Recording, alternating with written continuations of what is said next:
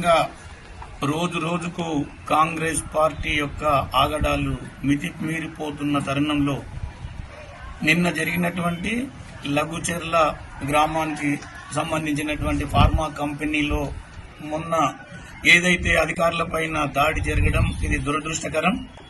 అధికారులపైన దాడి జరగడాన్ని కూడా మేము ఖండిస్తున్నాం. అదేవిధంగా అధికారులకు ఏ రకంగా ఇబ్బందులు కలగకుండా ప్రజాపాలన మంచిగా జరగాలని, ప్రజలకు ఏమైనా ఇబ్బందులు కలిగితే వాళ్లకు సర్ది చెప్పాలన్న ఉద్దేశంతో మహబూబ్ నగర్ పార్లమెంటు సభ్యురాలైనటువంటి శ్రీమతి డికే అరుణమ్మ గారు ప్రజలను పరామర్శించాలి, అధికారులకు కూడా మేము అండగా ఉంటామని చెప్పేసి అక్కడికి వెళ్తున్న తరుణంలో మన్నెగూడ దగ్గర అక్కను నిర్ద్వందంగా ఆమెని బంధించి మీరు అక్కడికి పోవద్దని చెప్పేసి అడ్డగించుకోవడం భారతీయ జనతా పార్టీ ఖండిస్తున్నది.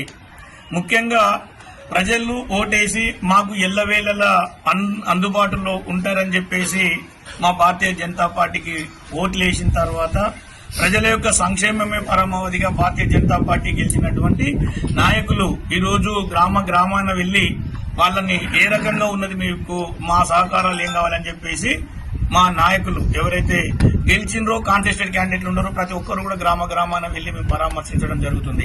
అందులో భాగంగానే నిన్న లఘుచెర్లకు మా అరుణమ్మక్క గారు అక్కడికి వెళ్లడం జరిగింది. మరి అక్కడికి వెళ్తుంటే ఓట్లేసిన జనాలు ఎట్లా ఉన్నారు, అధికారులు ఎట్లా ఉన్నారు, పబ్లిక్ ప్రజాభిప్రాయ సేకరణ ఎందుకు ఇబ్బంది కలుగుతున్నది, ఆ ఉద్దేశం లోపల ప్రజలని ఒప్పించి కంపెనీలు తీసుకురావాలని భారతీయ జనతా పార్టీ కోరుకుంటున్నది.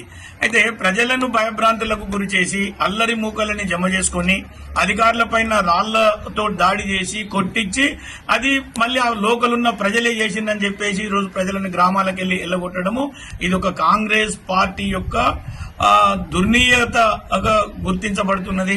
వాళ్లే ఈ యొక్క అల్లరి చేపించేసి అమాయక ప్రజలపైన తోసిపుచ్చి ప్రజాభిప్రాయాన్ని ఒక తూతు మంత్రంగా చేసి అక్కడ ఫార్మా కంపెనీ తీసుకురావాలన్న ఉద్దేశంతో చేస్తున్న సంఘటనగా భారతీయ జనతా పార్టీ భావిస్తున్నది. అంటే అరుణమ్మక్క గారు ఏం చేసిండ్రు, ఎలక్షన్లు అయితే ఏ రకంగా వెళ్లి నాకు ఓట్లేయమని చెప్పిందో తర్వాత ప్రజలు ఎట్లా ఉండరని చెప్పేసి చూడడానికి వెళ్తుంది. ఈ ఘటన జరిగిన తర్వాత కూడా అక్కడ ఎందుకు జరిగింది, అసలు ఎవరిది తప్పు అని తెలుసుకునే బాధ్యత అరుణమ్మక్క గారికి ఉన్నది. అందులో భాగంగానే నిన్న అక్కడికి పోవడం జరిగింది. మరి నీవు అవసరమే లేదని చెప్పేసి ఈ రోజు పోలీస్ స్టేషన్లో పెట్టడం ఎంతవరకు కరెక్ట్? మరి ఏ మాత్రము అక్కడ ఉన్నటువంటి ఒక వార్డు మెంబర్ కూడా గెలవనటువంటి మన ముఖ్యమంత్రి గారి సోదరుడు తిరుపతి రెడ్డి గారు, మరి ఆయనకు 144 సెక్షన్ ఆయనకు వర్తించదా? పోలీసుల యొక్క భయం ఆయనకు లేదా? పోలీసులు ఆయన అడ్డుకోరా? ఆయన యథేచ్ఛగా తిరుగుకుంటా అక్కడ గ్రామానికి పోనీయకుండా అరుణమ్మ గారిని అడ్డగించడం ఎంతవరకు కరెక్ట్ అని చెప్పే సందర్భంగా మేము కాంగ్రెస్ ప్రభుత్వాన్ని అడుగుతున్నాం. అంటే మాకు హక్కు లేదా? అంటే గెలిపించినప్పుడు ఓటర్స్ ఉన్నారు, అమ్మా మా దగ్గరికి రావాలి, మాకు ఇబ్బందులు అవుతున్నాం అని చెప్పేసి వాళ్ళు అడగడం జరుగుతుంది. అందులో భాగంగానే అరుణమ్మక్క గారు అక్కడికి పోవడం జరిగింది. ఈ రకంగా అరుణమ్మక్కను మీరు అడ్డగించడము ఎంతవరకు కరెక్ట్ అని చెప్పే సందర్భంగా ముఖ్యమంత్రి గారిని కానీ అధికార యంత్రాంగాన్ని కూడా అడుగుతున్నాం. అదేవిధంగా కలెక్టర్ గారి పైన దాడి జరగడం ఇది హేయనీయం. కలెక్టర్ గారి పైన కావచ్చు, ఇంకా మిగతా ఉన్నతాధికారుల పైన, ఎందుకంటే ప్రజాభిప్రాయ సేకరణకు వెళ్తున్నారంటే ఒక గైడ్ లైన్స్ ఫాలో అయ్యి అధికారులు అక్కడ వెళ్తున్నాడు, సంతోషం.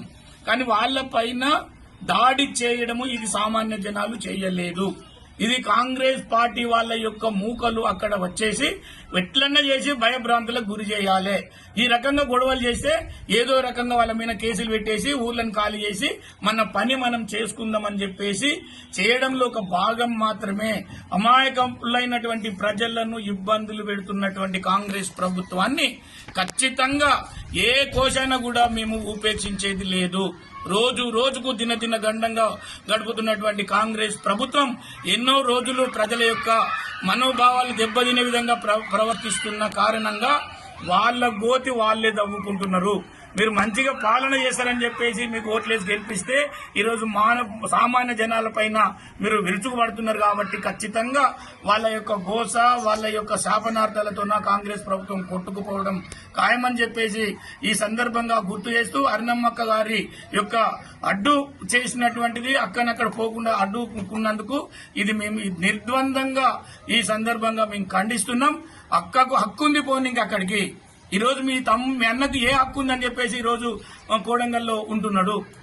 మాకు ఓట్లేసిన మా నాయకురాలు అక్కడికి రానికే ఎందుకు వద్దంటున్నావు అంటే మాకు హక్కు లేదా? మేము ప్రశ్నించొద్దా? అక్కడ ఏం జరిగింది? మా ఓట్లేసిన వాళ్ళకి కానీ సామాన్య జనానికి భారతీయ జనతా పార్టీ అండగా ఉంటుందని చెప్పేసి పదే పదే చెప్తున్నాం.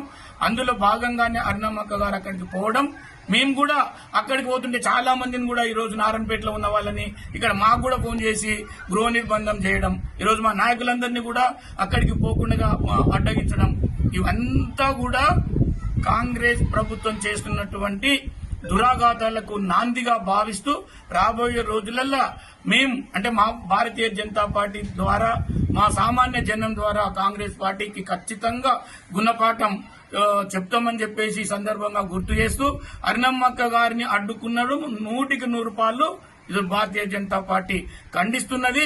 అక్కకు ఇబ్బందులు కనుక మీరు కలిగిస్తే ఖచ్చితంగా ఇది మీకు రాబోయే రోజులలో